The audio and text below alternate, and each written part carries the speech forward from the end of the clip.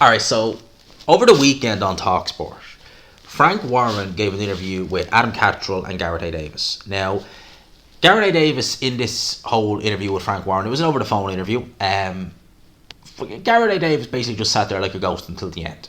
It was around about 12 minutes. It's on Talksport. You can see it. The main talking point of this is the back and forth between Adam Catterall and Frank Warren. And I got to big up Adam Catterall big time here, because unlike other people at Talksport, the Gareth A. Davises, the Simon Jordans of the world, he was actually willing to ask Frank Warren the really tough questions that many of us want asked.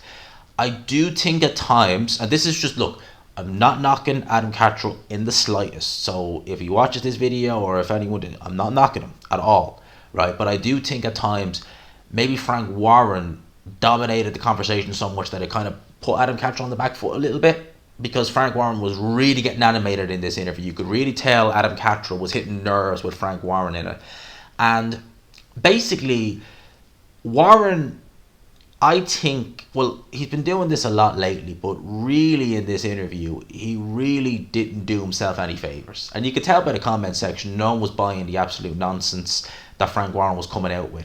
And obviously, the main point of contention in this interview was the Francis Ngannou fight, which has just been announced for Tyson Fury in the last week. And Adam Catterall was asking Frank Warren about that. And Frank Warren was trying to spin this narrative that it's the best in one fighting scene against the best in another. You know, the best of the best.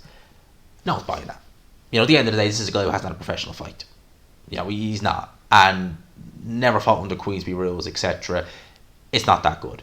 And the fact of the matter is, Fury is a heavyweight champion. He should be fighting guys in the division and not looking to fight someone like this. And, you know, Adam Catterall was saying, okay, but why are you saying that this is a good fight, but then at the same time you're saying Joshua versus White is a terrible fight?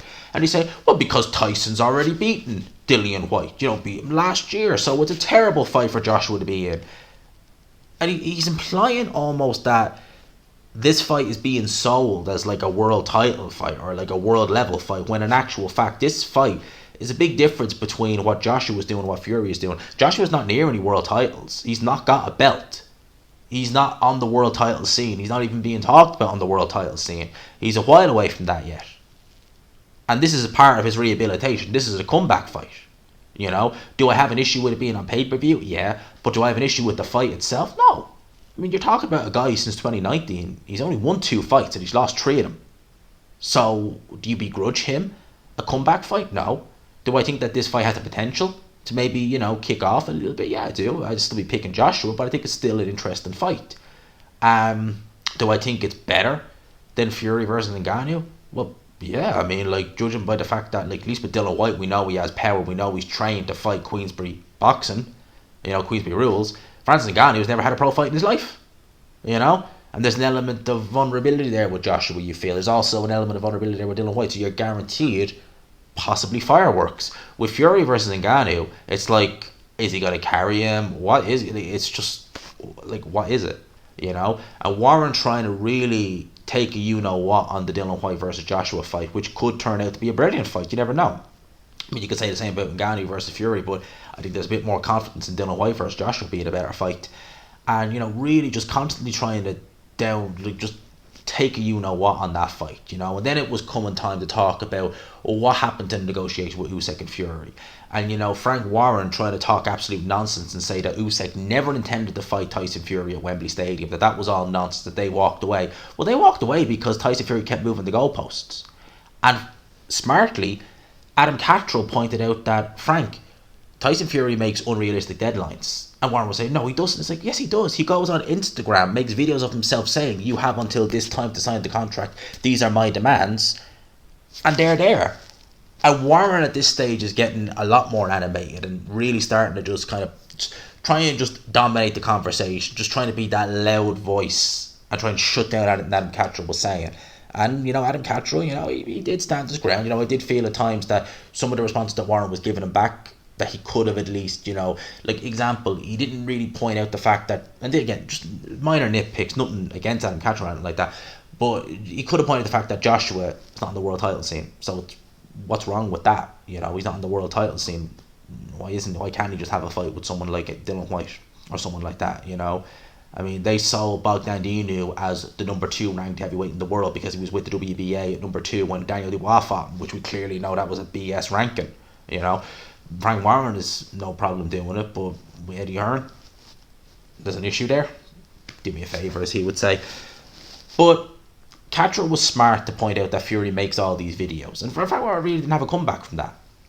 And, you know, at the end of the day, Alexander Usyk and his team tried to make the Fury fight. I mean, they were happy with the Saudis' original offer. They were willing to go and take less money to fight in Wembley Stadium, and Fury kept moving the goalposts, and he did it with a smile on his face. And then has the audacity to come out and say, no one wants to fight me. No. The guys who really want to fight you, they're trying. But you notice the pattern. When Fury wants to fight someone, it's made like that, like Chisora, like Ngannou. But when the other guys want to fight him, like your Joshua's, like your Alexander Usyk's, for some reason, the goalposts get moved. Unrealistic deadlines get made. Ridiculous, purse demands get made. And for some reason, now that's all open. He makes it, open for the public to see on Twitter and stuff like that. But yet, when a fight he really wants gets made, it gets made like that behind the scenes. Isn't that interesting?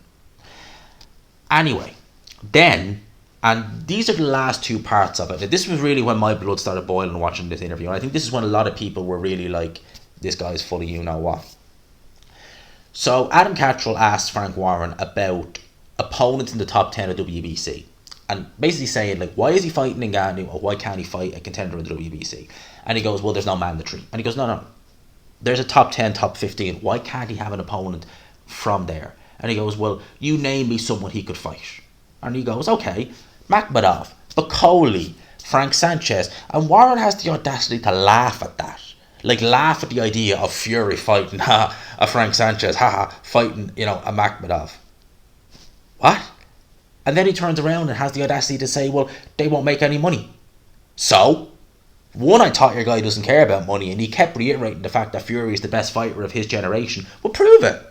These are the fighters in your generation, in your era. Fight them. If you're the best, who have you fought in your era? Klitschko, Wilder, White. That's it. Joshua, Usyk, Hrgovic, Zhang, Sanchez, Makhmudov. These names here, there. Fight them. No. Fight Ngannou instead. That's BS. And Warren to have the audacity to turn around and say, well, they won't make any money, so why should he fight them? Because he's got a flipping title, Frank. That's why. If you have a title, you have to flip and defend it. If they don't have a mandatory, that's what voluntaries are for. You have a top 10, top 15. Take a fighter from there and flip and fight him. Don't go down the road of fighting a guy who's never fought before and then try and sell it as though there's some kind of game changed. Absolute nonsense. And only the Fury fanboys who just... It's become almost like a religion at this stage, the way they worship Fury. They worship him like a god almost. They're the only people who are buying that.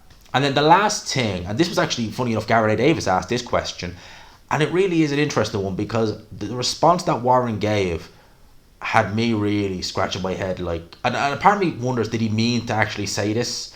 Because Gareth A. Davis says, look, when this whole Francis Ngannou Fury situation is over, they've had their little fight, will you make undisputed? And the words Frank Warren used, you can go back and listen to it, it's around at the 11-minute mark, he goes, depending on who has the belts. What?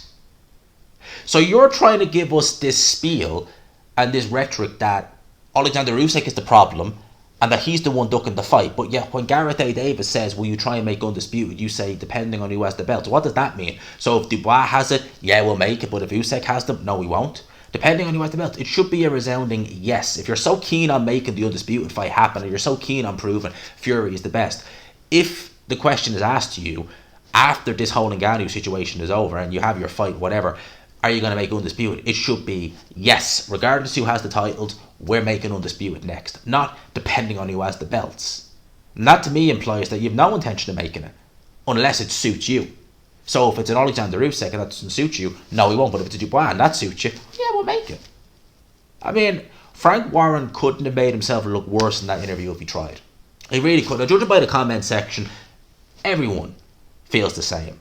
And Warren at this stage now, it's just, he knows that Fury is the guy who is making Queensberry all the money. Yes, he's got some good fighters. And he's put on some good shows over the last year.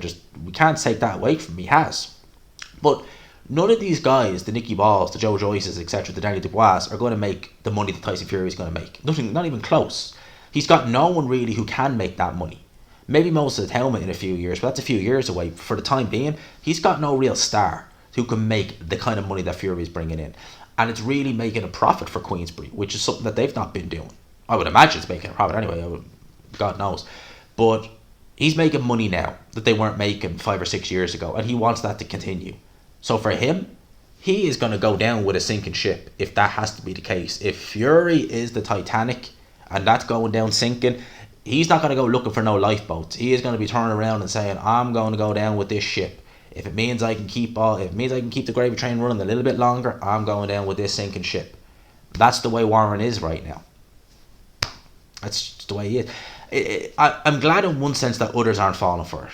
You know, the ones who are, leave them. Let them do whatever they want. Just leave them. It's funny reading some of the comments, I have to say. It is. And the guys who, you know, the guys who are normally in the comments who get triggered by it, I wouldn't get triggered. Just leave them. The best thing you can do is just ignore them, because it's really sad to see it. But with Warren, it's like, you know, no one buys it. What is the point? You know, Bob Arum doesn't do this because he just knows what's the point. But Frank Warren, I mean, he wants that. He wants to keep making the money. He wants to keep making the Fury money. He ain't going to upset him. So he's going to keep trying his best to, I don't know, spin this narrative. But it ain't floating that people are copping onto it. That's my thoughts on this. Hope you enjoyed it. I'm going to leave it there. It's a bit of a ranty one, but let me know your thoughts in the comments below. For now, lads and lassies, I'll leave you with that. Smash the like button if you could. Hit subscribe, of course, if you haven't already. For now, lads and lassies, I'll leave you with that. I'll talk to you.